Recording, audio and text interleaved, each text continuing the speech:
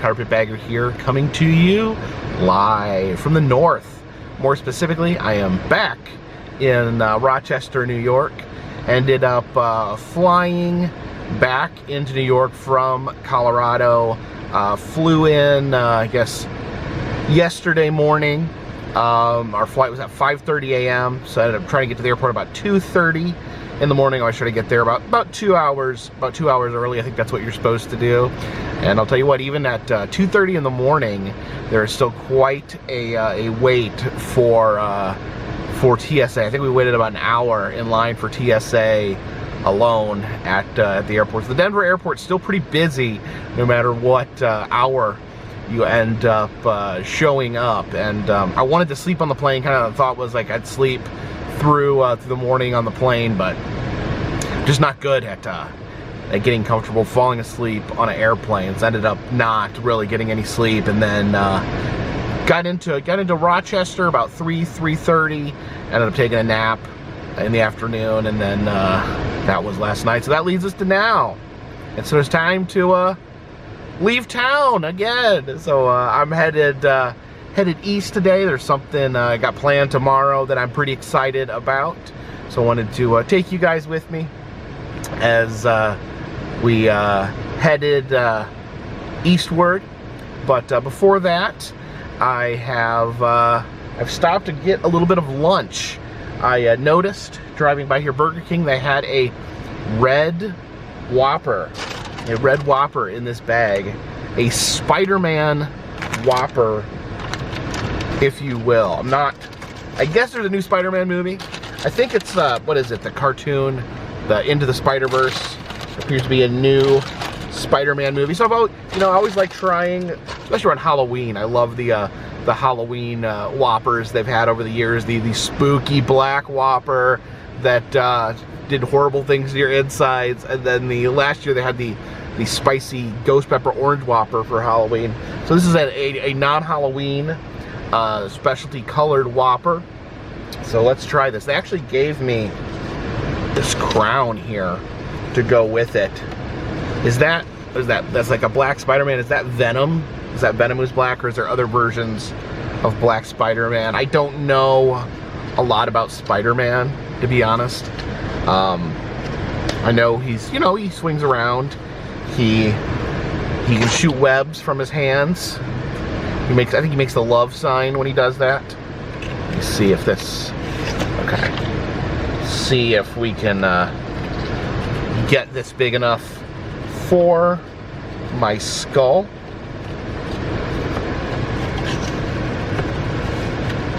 There we go. And then now it is time to unveil the Spider-Man Whopper. Oh wow. Look at that. What has it got on it? It's got white cheese. It's got red bun and black sesame seeds. Where do you find a black sesame seed? Okay, so see, it's dressed like a normal Whopper, except for the white cheese. I don't know if that's a different type of cheese or just the yellow cheese turned white. Got the red bun with the black sesame seeds. I don't know. The one complaint I have about these specialty buds is they often look like cake. They look like they should be sweet. I mean, this looks like a red velvet Whopper here. But let's see what it tastes like. Again, I'm not sure if this is just a normal Whopper with different colors or if it actually has some different flavor behind it. So let's give this a try.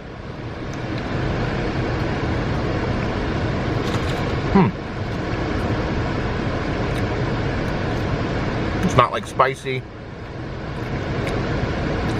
It's not sweet.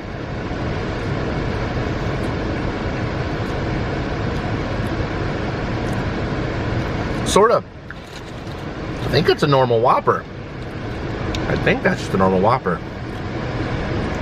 Does that look like a normal Whopper to you? Let me see.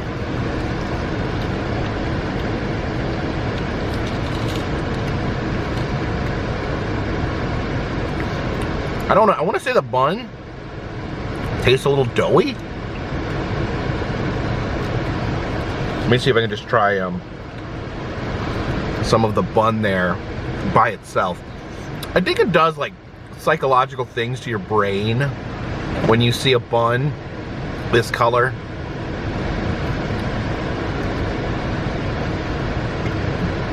I feel like the bun tastes doughier.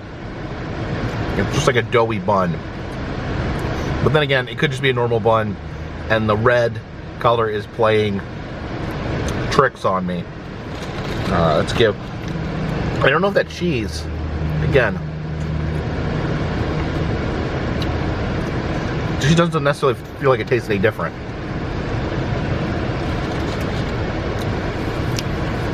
So I'm gonna say, I don't know. In my head, it tastes different, but I feel like if a blind taste test, I probably wouldn't be able to tell the difference. And oh no, they forgot to give me a straw, so I'm gonna have to do the dangerous thing and take the lid off to try to take a sip of soda.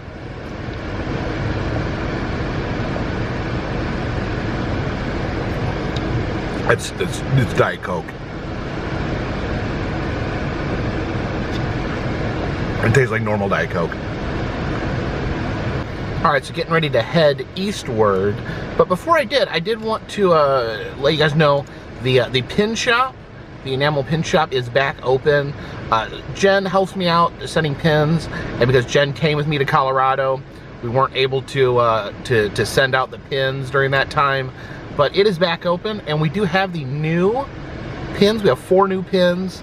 These are all Carpetbagger Monster head pins. You can see they're a little bit larger of a pin than I have previously had in the past. There's 4 new ones. We got the Carpetbagger Sasquatch pin. We got one of my favorites, the Carpetbagger Hodag pin, the mythical creature from the woods of Wisconsin. And then the Carpetbagger Mothman pin there. See, there's me happily smiling in Mothman's mouth. And finally, the Flying Monkey pin. Of course, a big fan of Wizard of Oz and a big fan of the Flying Monkeys. So yeah, these are all my faces inside of monsters. They're currently for sale in the Etsy shop. That's in the description of this video. You can buy just one of them, or if you'd like all 4, I have them all 4 together for a discounted price. Just letting you know, for those of you who are interested, they are currently available. But now we got to hit that long, lonesome road. Stopped off here at the rest area here in Syracuse, New York.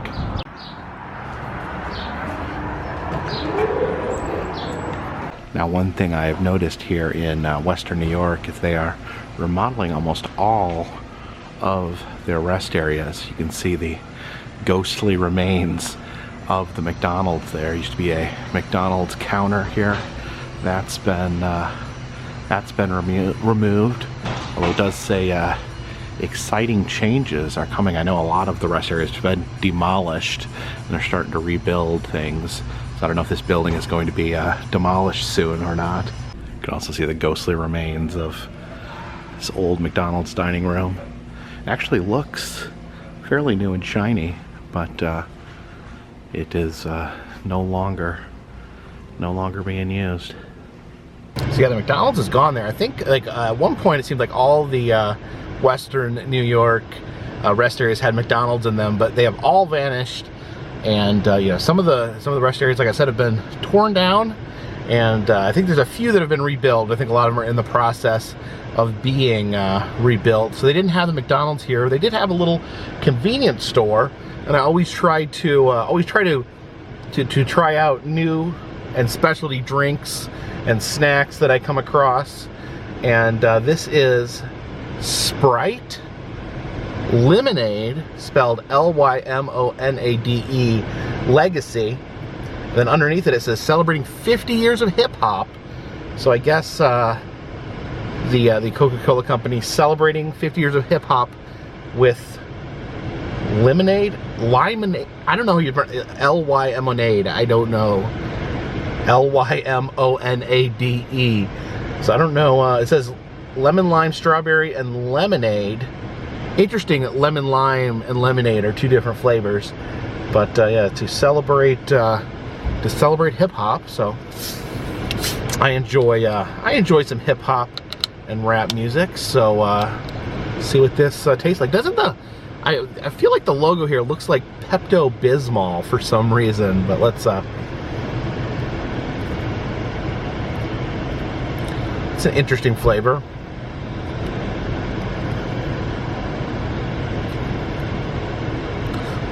Yeah, kind of a lemonade taste to it. It's got that little bit of strawberry, but yeah, I don't know if I drink this again. I think the one thing that throws me off is it's carbonated. I think normally when you get lemonade, it's not carbonated. I think I prefer lemonade not to be carbonated. Something about carbonated lemonade just doesn't sit quite right. So I think if you do like carbonated lemonade, this is probably pretty good. All right, so yeah, I was talking about Western New York. It just made me think. I've been staying here in Western New York. You know, the small amount of time that I do have off the road, I've been over the past about year and a half. I've been staying in the Rochester area with Jen. Kind of been my home away from home for the past year and a half. And one thing I noticed though is like you know, people here call it Western New York. When I was before I moved here, I always heard people refer to it as upstate New York, because you got New York City, and then the rest of the state is upstate New York. But no one here, no one in Western New York says upstate New York. I think some of them, I think they find it to be a little offensive in a way. I mean, not that I've heard people like get all up in arms, but I don't think they like being called upstate, because I think that implies maybe lesser than, you know, people think of New York City. And here's one thing that's like confusing. I didn't even realize this until the last couple of years, but the name of New York City is not New York City. The name of New York City is New York. So like the song New York, New York, that's the actual name of the city. The city is New York in the state of New York. So that gets really confusing, you know. So if you say New York referring to the city, that's perfectly acceptable. If you say New York referring to the state, that's perfectly acceptable as well. But I think, you know, it's the most populated city in the country, so a lot of people just refer to New York City as New York. I think Jen gets that a lot. People, when she says she's from New York, people immediately assume she's from the city. But no, Rochester's like 5 hours away from New York City. Jen's never even been into New York City. So yeah, it's such different. And you wouldn't, there's really very little in common in Western New York than New York City. I've kind of found it to be like almost Midwestern. You know, I grew up in northern Indiana as well as the Milwaukee, Wisconsin area. So firmly like Midwestern vibes. And really, like, I consider Western New York to be very similar to like the Midwest in just like cultural ways. And by the way, there's just like, there's so much rural area in New York. Like, most of New York State is like really, really rural. You know, they've got a few big cities, but in between, there's just a lot of very rural areas. You wouldn't expect, you know, when you associate the word New York, you think of the city, but out here in New York State, you get just a lot of very rural areas. And leave a comment in the comment section. What do you say? Do you say upstate New York, or do you say Western New York, or, you know, do you say New York State? I think it's interesting, just the different ways that people refer to it. Yeah, I don't know. And I really feel like Western New York is part of, almost like, you know, Buffalo is very culturally connected to Canada. So Western New York, pretty well associated with Canada. And I feel like through that, you know, it's like, it's only a few hours to Detroit from Buffalo or Rochester, and so that's kind of like a Midwest connection. So yeah, I kind of consider it, it may not be accurate geographically, but I kind of consider it like spiritually part of the Midwest.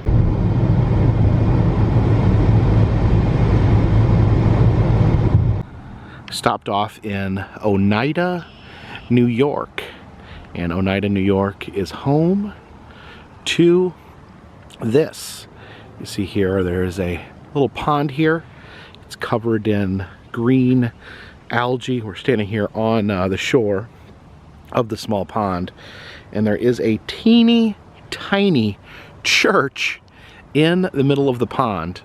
There's a little dock there in front of the church, and floating here in the middle of this pond is the tiniest church of them all.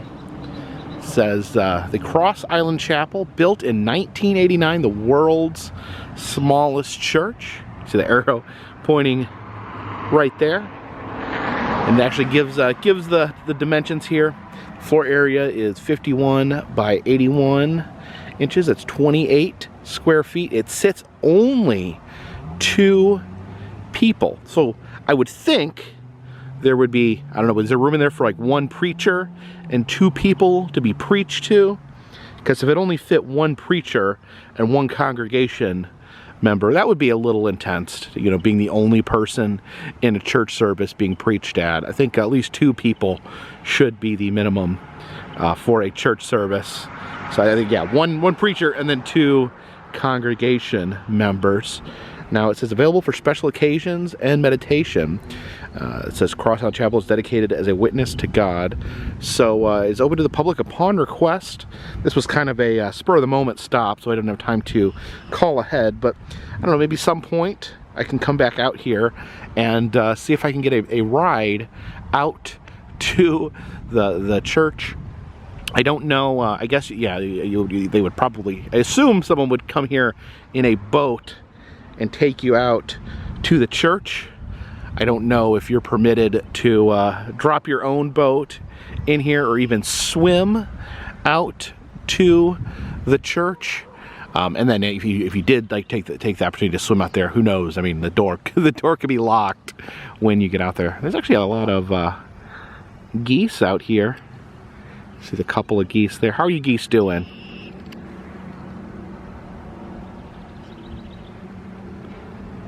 Some more geese out back there. Looks like we have a few families of geese with their little goose babies. Yeah, that family there only has 2 little goose babies. Just look at that chapel out there. It really does look fairly tidy. I know we don't have a lot of perspective just looking out there, but have the tiny little church and the cross there. So yeah, they put it in a very isolated area, floating on a dock in the middle of a pond, and of course only 2 people. An incredibly tiny church. So one of the most exclusive churches in the world, I would imagine. Now this goose family has a lot more babies. The other one had 2. This looks like they have like at least like 10 babies. That's a lot of baby geese. I have been to quite a few teeny tiny churches on my travels. I always think of there's a church near the Florida-Georgia line that's actually called the smallest church in America. That's its official name. However, according to Roadside America, a source that I definitely trust, this is it. This is the tiniest church. This tiniest little church there. You see, it's so tiny I can hold it in my hand. But in all seriousness, statistically speaking, this is the smallest church, but it's also, yeah, very unreachable. A lot of the small churches will leave their doors open for any travelers to rest their weary heads, to take a moment of reflection. Unfortunately, this one you do need to get an appointment to actually go inside. I'm trying to think of other small churches out there. I know there's one at the center of the United States in Canada. There's a marker that marks the center of the United States, and there is a tiny little church there. There's one in, I think, Conway, South Carolina as well, a tiny church. And I know I've stopped at more than that. If you know of any other tiny churches, leave a comment in the comment section. Are you Canadian geese? Are you guys having a good day? And they reply, actually, we're Canada geese. Please try to get it right.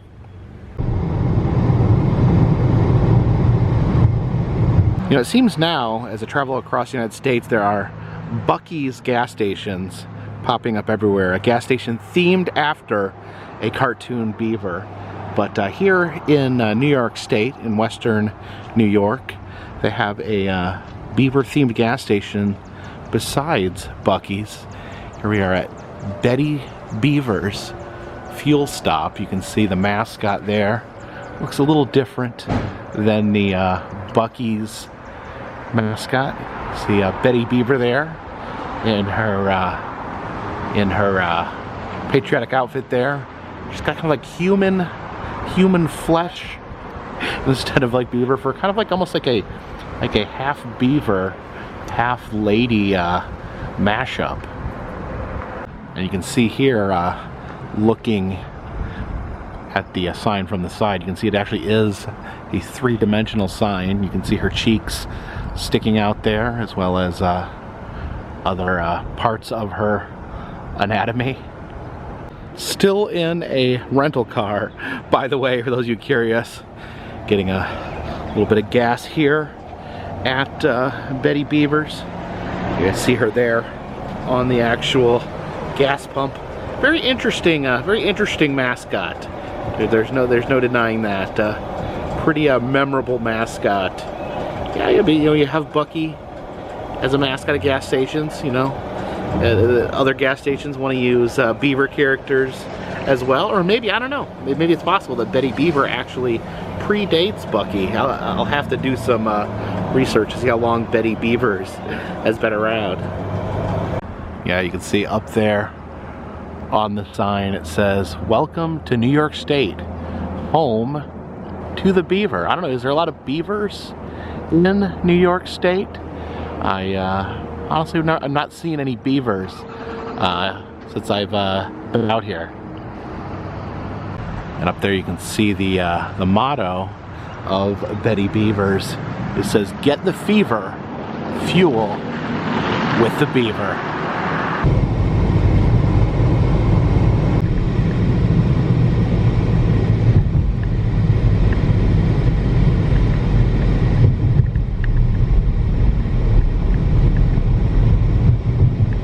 We've come to Troy, New York, which is known as the home of Uncle Sam. As you see here, a monument to Uncle Sam. It says Uncle Sam Wilson, 1766 to 1854, Troy, New York, born in Arlington, Massachusetts. And as we look right here, we see that iconic character known to represent the United States government, Uncle Sam here. You can see his striped pants, his patriotic top hat with the stars and stripes on it, and his familiar bearded face. Uncle Sam, known to represent the United States government and patriotism, known to call people to action to serve in the United States military.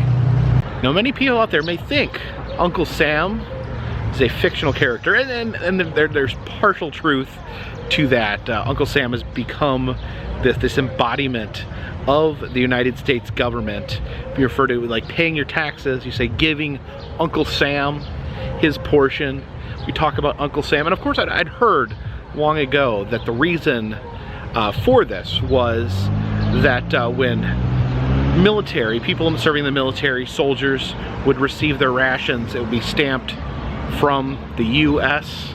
on the packaging, and that they would say, "Oh, it's from Uncle Sam, U.S." That's kind of the play on words. The U.S., instead of standing for United States, stands for Uncle Sam. But as it turns out, it actually traces back to a real person. Sam Wilson, who is from Troy, New York here, was actually a well-known local figure, and he worked at a meat packing plant. So when they would send the meat rations to the soldiers, they would see U.S., but they knew that Uncle Sam ran the meat packing plant, so they would say, "Oh, it's from U.S., Uncle Sam. So they kind of put the two things together, the real person that was Sam Wilson and the initials of US. So apparently it was not an arbitrary choice to turn US into Uncle Sam. It was actually a connection with the real person. And of course, this would kind of expand from there and to create the figure known as Uncle Sam that we know today. Of course, you see, I think the most iconic image is him on that poster saying, Uncle Sam wants you. We're trying to get people to sign up for the military, kind of try to invoke patriotism in people. But yeah, a real guy here in Troy, New York. You can see down here on the statue, that barrel there. Apparently they used to ship the meat rations in barrels. So I guess emblazoned here with his meat barrel. It says U.S. America, U.S. Uncle Sam there, kind of showing how the initials took shape. It says originated during the War of 1812. It was when the soldiers first started using the term Uncle Sam. It says Troy's citizen, America's uncle. It says the big thing is not what happens to us in life, but what we do about what happens to us. That was a quote by Sam Wilson himself. You can see him proudly standing here along the riverfront in Troy. See the long legs. We thought Uncle Sam kind of looked a little bit like Abraham Lincoln, but he does predate Abraham Lincoln. Uncle Sam actually came first.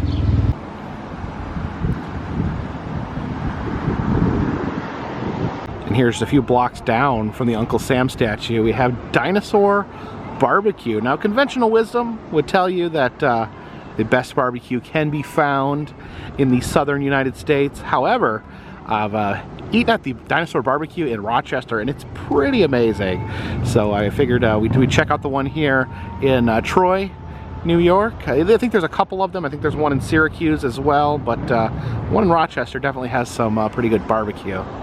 See the mascot there. Looks like a dinosaur waiter serving barbecue, but he's also eating barbecue off the plate. And you know, when I waited tables, they didn't like when I ate food off the plates while I was taking it to the tables. See that big bridge that's right behind the restaurant there, and then we have a dinosaur dressed like Evel Knievel doing a big jump over the river there. And there's Uncle Sam in the river there riding a jet ski. It's right next to this pontoon with some hillbilly characters on it. Yeah, here in Dinosaur Barbecue, you actually have quite a beautiful view out the window. You can see that big bridge there. I think it's a drawbridge of some sort. And here we go. Got the combo plate with 3 different meats. We got pulled pork there. We got brisket. Their brisket has some jalapenos on top. And then I got the St. Louis style ribs there. Some potato salad. I always like to give a little potato salad with my barbecue. Feels like it really helps cleanse the palate. And then some baked beans there. So let's dig in here. Try some of the pulled pork first. Oh. That is some really good pulled pork. I'm not really sure what style of barbecue this is, like what state, because New York doesn't really have like its own type of barbecue. It feels almost like they take some of the best parts of barbecue from different parts of the country and use here. But that is such good pulled pork. It's so smoky and delicious. It's top notch. And then the brisket looks pretty good too. Looks like a nice fatty piece of brisket.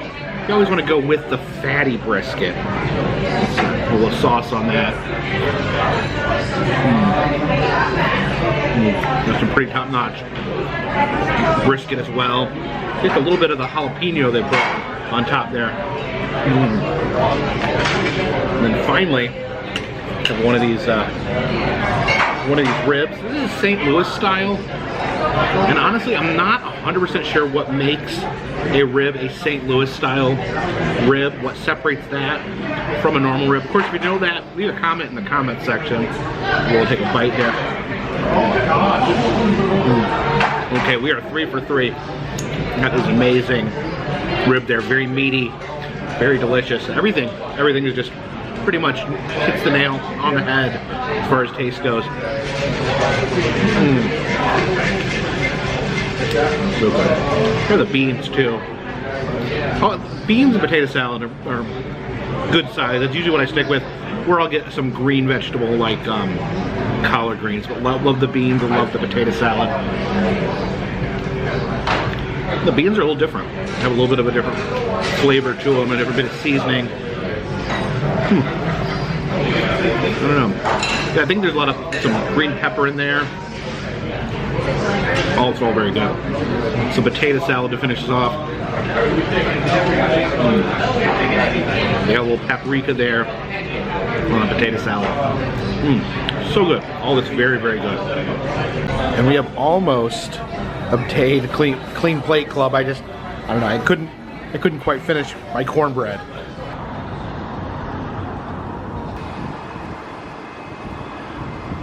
Getting ready to head to my hotel room for the evening. I got something tomorrow scheduled that I'm excited about, so hopefully you guys will join me for that. But I did want to mention something before I left you guys today.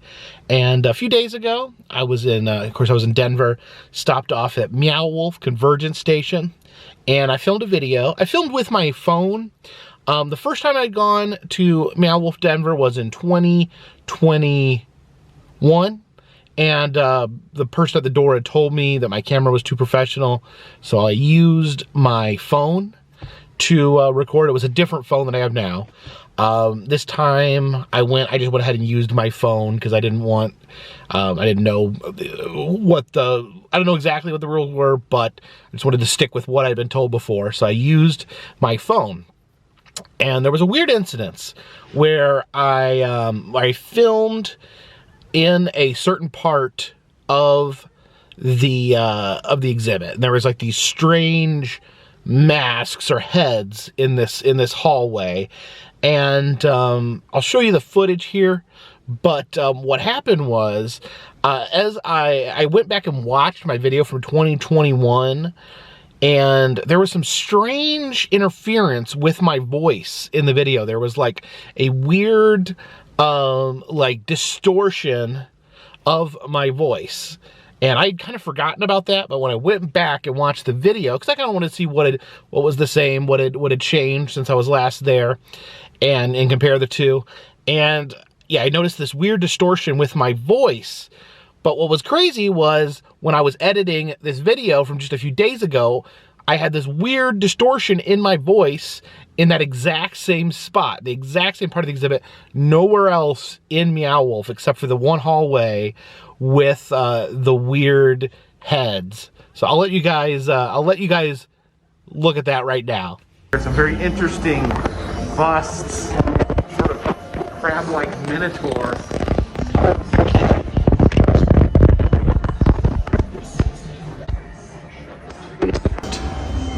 These sculptures over here. Oh, that one's fairly terrifying. There's some very interesting busts, sort of crab-like minotaur.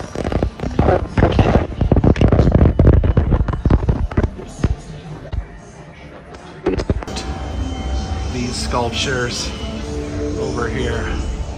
Oh, that one's fairly terrifying. So let me know what you think. I had some theories. Of course, Meow Wolf is layers upon layers of mystery. So who knows what caused the voice distortion? Is it something with electrical currents? Is it something more strange? Is it there's something about the sound or music? I don't know. I was just really fascinated that the same phenomenon happened to me like 2 years apart in the exact same spot. So if you have any theories to that, leave them in the comment section. But thank you so much for joining me today. And let me see. Oh, we have the pins the brand new pins in the Etsy shop. Of course, also have the Patreon postcards. If you donate at least $3 a month, I'll send you a postcard from me to you. Don't forget to check out the Etsy shop if you're interested in the new pins. As you can see, they're larger than the old pins. You can see these big, giant pins here. And again, you can buy them individually, or you can buy them, these 4 together, as a set. Also, still doing Patreon, I'm still doing Cameo messages. If you would like a personalized message from me to send someone's birthday, anniversary, or just for fun, or send a message to yourself. You just have a question you would like to ask me on video. I'll be happy to do those. Again, all that is in the description of this video. And all that helps keep this train on the track, this boat on the water, and this dirigible in the air. Until next time, my friends, this one's in the bag.